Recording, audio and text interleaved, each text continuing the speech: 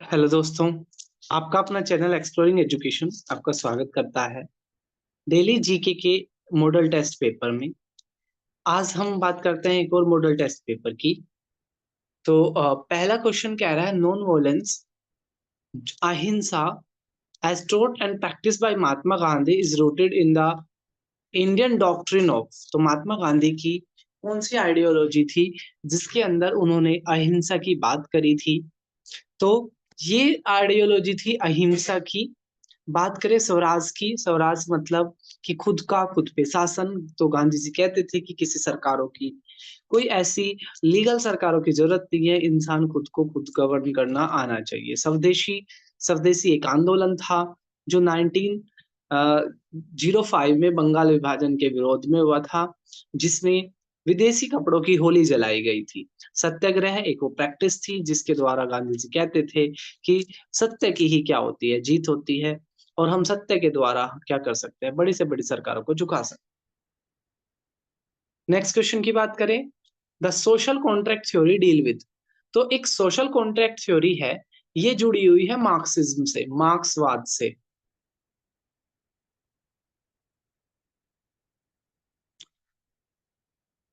मार्क्सवाद क्या कहता है कि सोसाइटी में दो वर्ग है, एक जो रूलर है और एक रूल्ड है। ठीक है, यानी कि एक कैपिटलिस्ट वर्ग है और एक लेबर वर्ग है। और ये जो कैपिटलिस्ट वर्ग है ये क्या करता है, ये जो जो आपकी जो क्लास वर्क है इसकी मेहनत की कमाई खाता है। तो यहाँ पर क्या है, सोशल कॉन्ट्रैक्ट थ्योरी किससे जुड़ी हुई है? मार्क्स से जुड़ी हुई है। कार्ल मार्क्स इसके फाउंडर हैं। ठीक है, और यहाँ पर जो एंजल्स है वो भी मार्क्सिज्म से ही जुड़ी हुई है। और ये अल्टीमेटली किसकी बात करते हैं? ये बात करते हैं कि भाई एक समय क्या करेगा, खुद को दोहराएगा। जो सारे संसाधनों पर जो अधिकार है वो लेबर क्लास के हो जाएंगे। ठीक है, लेबर क्लास रिवोल्व करेगा और उस रिवॉल्यूशन के बाद ठीक है क्या हो जाएगा, सारी की सारी जो व्यवस्था है वो ओवरटर्न हो जाएगी, बदल जाएगी। नेक्स्ट बात करें, who was the founder of Aligarh movement. Aligarh movement के फाउंडर कौन थे? तो अलीगढ़ मूवमेंट मुस्लिम एजुकेशन से जुड़ी हुई एक मूवमेंट का नाम है। और सैयद सैयद अहमद खान, सर सैयद अहमद खान, ठीक है, इस मूवमेंट के क्या थे, फाउंडर थे। नेक्स्ट क्वेश्चन की तरफ बढ़ते हैं। नेक्स्ट कह रहा है principal of pilgrims was the name attribute to. तो इनमें से किसको prince prince of pilgrim, pilgrim होता है जो किसी तीर्थ यात्रा पर जाता है या किसी धार्मिक यात्रा पर गए हुए ट्रैवलर को पिलग्रिम बोलते हैं। तो वो कह रहा है पिलग्रिम किसको कहा जाता था। तो बेसिकली क्या है, हुवेन तसांग। हुवेन तसांग भारत में क्या हुए थे, उनके लिए एक टर्म यूज किया जाता है। आपको कमेंट बॉक्स में बताना है हुवेन तसांग किस राजा के यहाँ पर आए थे और फा हियान किसके यहाँ पर आए थे।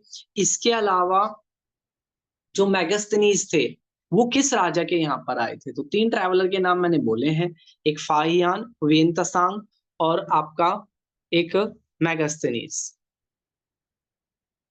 Where did Buddha deliver his first sermon. Gautam Buddha की बात करें तो गौतम बुद्ध के बचपन का नाम सिद्धार्थ था, इनके बेटे का नाम राहुल था, वाइफ का नाम यशोधरा था।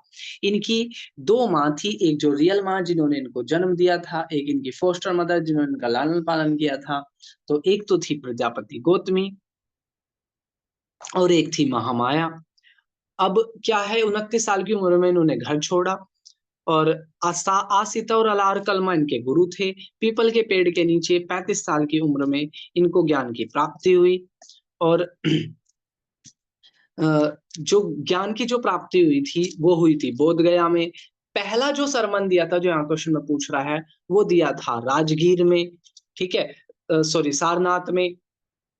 और कुशीनगर में इनकी क्या हुई थी, डेथ हुई थी। और जो जहाँ के ये थे वो कपिलावस्तु नाम की जगह पड़ा करती थी।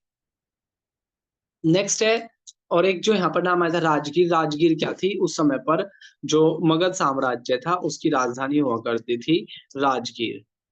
Name the Mughal prince who translated Bhagavad Gita into Persians, कौन से मुगल बादशाह थे जिन्होंने भगवत गीता को पर्शियन भाषा में ट्रांसलेट किया था? तो जो शाहजहां के सबसे बड़े बेटे थे दारा सिकोहो, वो क्या थे, उन्होंने भगवत गीता को पर्शियन में ट्रांसलेट किया था। ये क्या हो जाएगा, सही आंसर हो जाएगा। The surgery that was practiced in ancient India is known from the work of which of the following scholars? तो इनमें से कौन से ऐसे व्यक्ति थे जो सर्जरी से जुड़े हुए थे? ठीक है, तो जो सुश्रुत थे वो, उनको पहला सर्जन माना जाता है दुनिया का। ठीक है, ऐसे चरक जो थे उनको पहला वेदाचार्य माना जाता है। और एतरीय क्या था, एक ब्राह्मण का नाम था। ठीक है, ब्राह्मण यानी कि एक लिटरेचर हुआ करती थी। ठीक है, उसे एतरीय ब्राह्मण कहते थे। नेक्स्ट क्वेश्चन की बात करें 50, नेक्स्ट 8th क्वेश्चन की बात करें, यूट्रिफिकेशंस क्या होता है?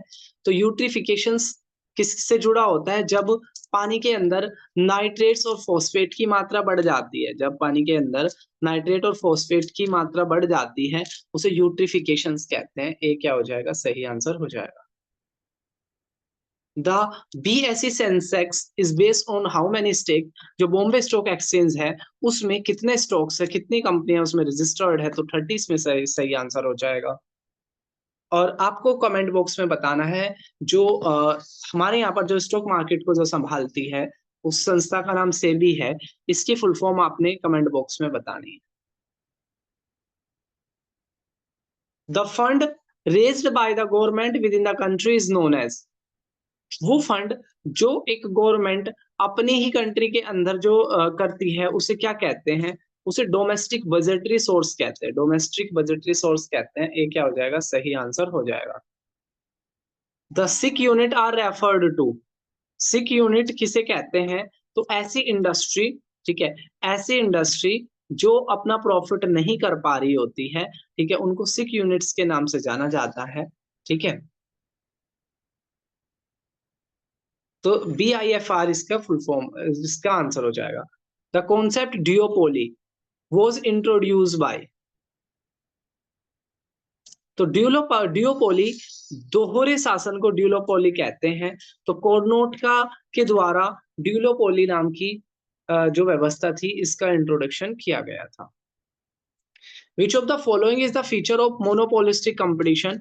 तो बेसिकली क्या होता है, कई तरह के मार्केट होते हैं जिसमें एक तो ऐसा मार्केट होता है सिंगल फॉर्म, जिसमें बेचने वाली एक ही कंपनी होती है और पूरी तरीके से मार्केट को वही रेगुलेट करती है। ये इस व्यवस्था को बोलते हैं मोनोपोली एकाधिकार। एक होती है लार्ज नंबर ऑफ फर्म, इसको बोलते हैं परफेक्ट कंपटीशन। जो आपका वीकली मार्केट लगता है, इसका उदाहरण होता है। इसमें बहुत सारी फर्म होती है और फ्री एंट्री और एग्जिट होती है, और जो कीमत जो तय होती है वो वस्तु की डिमांड और सप्लाई के द्वारा, ठीक है, वस्तु की डिमांड और सप्लाई के द्वारा क्या होती है, ये तय होती है। ठीक है, अब तीसरा है वो है मोनोपोलिस्टिक। मोनोपोलिस्टिक में क्या होता है, इसमें एक वस्तु के कई सारे, ठीक है, ब्रांड होते हैं। एक वस्तु के कई सारे ब्रांड होते हैं जो कई तरह की चीजें क्या करते हैं, प्रोड्यूस करते हैं। जैसे कोलगेट है तो कोलगेट के इसमें कई ब्रांड होंगे, ठीक है, जो विभिन्न विभिन्न नामों से सेम चीजों को बेचते हैं। तो मोनोपोलिस्टिक का एग्जांपल हो गया group of firms. The supreme court of India offered advice to the president on matters of legal, public और कॉन्स्टिट्यूशनल इंपोर्टेंस। तो बेसिकली क्या है, हमारे यहाँ का जो आर्टिकल 143 है, आर्टिकल 143 ये कहता है कि जो सुप्रीम कोर्ट है, ठीक है, सुप्रीम कोर्ट क्या कर सकता है, भारत के राष्ट्रपति को लीगल मुद्दों पर, नेशनल मुद्दों पर सलाह दे सकता है। अगर राष्ट्रपति उनसे सलाह मांगते हैं तो वो दे सकता है। इस सलाह को देने को लेकर ना तो सुप्रीम कोर्ट बाइंड है और ना ही प्रेसिडेंट उनकी सलाह को मानने को बाउंड है। लेकिन अगर सलाह नेशनल इंपोर्टेंस की हो तो फिर सुप्रीम कोर्ट सलाह देने से मना नहीं कर सकता। और अगर हम इसी तरीके से दूसरी साइड बात करें यहाँ पर बाकी आर्टिकल की, तो आर्टिकल 148 कहता है CAG, controller and auditor general, जो पोस्ट हमने ब्रिटेन से ली है। ठीक है, आर्टिकल 129 में बात की गई है सुप्रीम कोर्ट को रिकॉर्ड बोला गया है, कोर्ट ऑफ रिकॉर्ड के रूप में बोला गया है सुप्रीम कोर्ट को। नेक्स्ट क्वेश्चन की तरफ पढ़ते हैं। What is the most effective means of executive control of administration. तो एग्जीक्यूटिव हमारे यहाँ पर सरकार के 3 स्तर होते हैं, केंद्र सरकार, राज्य सरकार और पंचायती राज। और हमारे यहाँ सरकार के 3 ऑर्गन होते हैं, लेजिस्लेटिव, एग्जीक्यूटिव और जुडिशरी। तो यहाँ पर ये कह रहा है कि इनमें से कौन सी वो व्यवस्था है जिसमें जो most most executive means of executive control of administration, यानी कि एग्जीक्यूटिव के पास ज्यादा ताकत है। ठीक है, तो appointment and removal of top officials, जो बड़े बड़े भारत में जो पोस्ट है उनका अपॉइंटमेंट, ठीक है, सेंट कैबिनेट के द्वारा किया जाता है। ठीक है, उनका अपॉइंटमेंट कैबिनेट के द्वारा किया जाता है, राष्ट्रपति के माध्यम से। तो ये दिखाता है कि भाई हमारे यहाँ executive powerful. 66 violation of rule of law arise mostly from.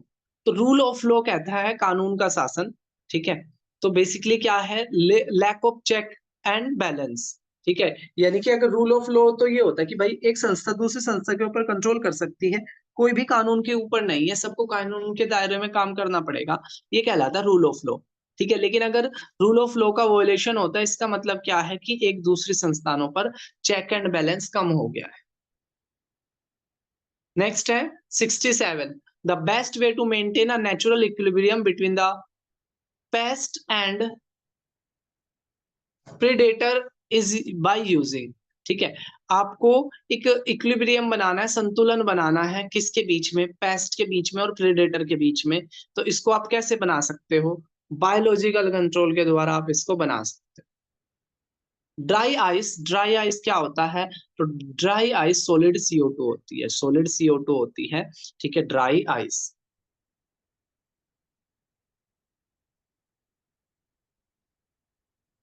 The material which are strongly attracted by the magnet are gold. ऐसे मैग्नेट, मैग्नेट में 2 पोल होता है, एक नॉर्थ पोल और एक साउथ पोल। अब दूसरी मैग्नेट के अगर अनलाइक पोल मैग्नेट के पास आ जाते हैं तो अट्रैक्ट कर लेता है, और लाइक पोल आ जाते हैं, ठीक है,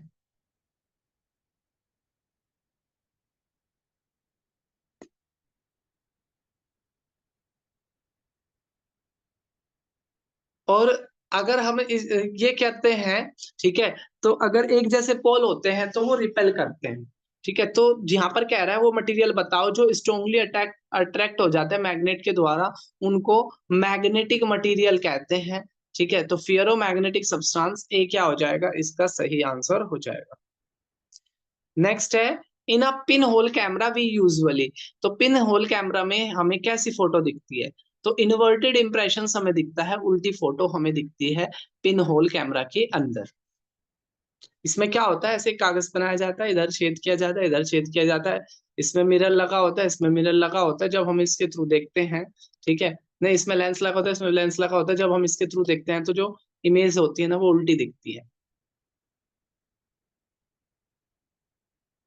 नेक्स्ट क्वेश्चन की बात करें, what happens to the kinetic energy. Kinetic energy होती है किसी के अंदर की जो गतिक ऊर्जा होती है, ठीक है, वस्तु ने मूवमेंट करी, उसके अंदर की जो गतिक ऊर्जा है उसे काइनेटिक एनर्जी कहते हैं।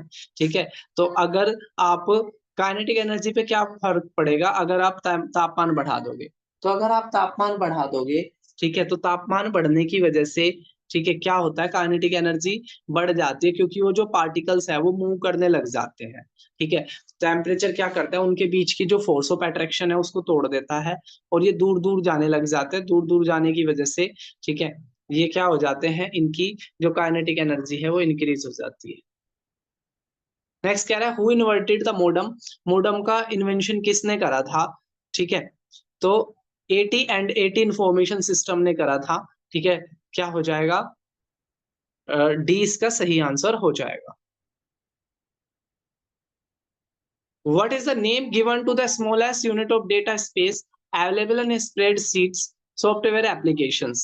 तो जो सबसे जो छोटी यूनिट होती है, ठीक है, एक स्प्रेडशीट सॉफ्टवेयर एप्लीकेशंस के अंदर, उसे क्या कहते हैं, उसे हम सेल कहते हैं। ठीक है, ये जो सेल होती है इसमें रो और कॉलम, ठीक है, इसमें रो और कॉलम का कॉम्बिनेशन होता है। ठीक है, रो कॉलम का कॉम्बिनेशन होता है एक सेल के अंदर। The land between two river is called, दो नदियों के बीच की जो जमीन है उसको दोआब के नाम से जाना जाता है, दोआब के नाम से उसको जाना जाता है, जैसे गंगा यमुना का दोआब। तो इसका मतलब वो क्षेत्र जो गंगा और यमुना के बीच हो। ऐसे पंजाब, पंजाब मतलब 5 नदियों के बीच का क्षेत्र। Which river is called as a demographic divide? Which here is called demographic divide? तो बेसिकली क्या होता है, एक पॉपुलेशन का क्राइटेरिया होता है कि उसमें क्या होता है, पहले पॉपुलेशन, ठीक है, पॉपुलेशन क्या होगी, पहले डेथ रेट और बर्थ रेट हाई होगी, डेथ रेट और बर्थ रेट हाई होगी। अब death rate birth rate high होने की वजह से लोगों की जनसंख्या, मतलब कि क्या होगा, लोग पैदा भी ज्यादा होंगे और उनकी डेथ भी ज्यादा हो जाएगी। इससे क्या आता है, ओवरऑल पॉपुलेशन नहीं बढ़ती, ठीक है। दूसरी स्टेज आती है, दूसरी स्टेज में क्या होता है कि जो डेथ रेट है वो धीरे धीरे कंट्रोल हो जाती है, लेकिन बर्थ रेट अभी भी बढ़ रही होती है। इस वजह से इस वाली सिचुएशन में क्या होता है, पॉपुलेशन तेजी से बढ़ती है। और जो तीसरी स्टेज आ जाती है, ठीक है, तो जो तीसरी स्टेज आ जाती है वो ये आ जाती है जिसमें डेथ रेट भी कंट्रोल हो जाती है और बर्थ रेट भी कंट्रोल हो जाती है। तो यहाँ पे क्या होता है, धीरे धीरे पॉपुलेशन कंट्रोल हो जाती है। तो जो डेवलप्ड जो कंट्री है वो सारे थर्ड स्टेज पे पहुंच चुके हैं। पहले पॉपुलेशन बहुत पहले क्या था, death rate high, birth rate भी हाई, तो पॉपुलेशन कम। फिर दूसरे में क्या हो गया, डेथ रेट तो कम हो गई, बर्थ रेट अभी भी हाई रही, तो पॉपुलेशन बहुत बड़ी, और तीसरी स्टेज में दोनों कंट्रोल में आ गई। तो अभी क्या भारत तीसरी स्टेज पे पहुंचने वाला है, और यहाँ पूछ रहा है ये डेमोग्राफिक डिवाइड का डिवीजन ईयर किसको माना जाता है, तो 1921 को इसका डिवीजन ईयर माना जाता है। तो ये था हमारा आज का जीके का मॉडल टेस्ट पेपर। आपके 25 में से कितने मार्क्स बने, क्वेश्चन कमेंट बॉक्स में बताना है। फिर मिलेंगे हम एक नई वीडियो के साथ, तब तक के लिए टेक केयर, जय हिंद जय भारत।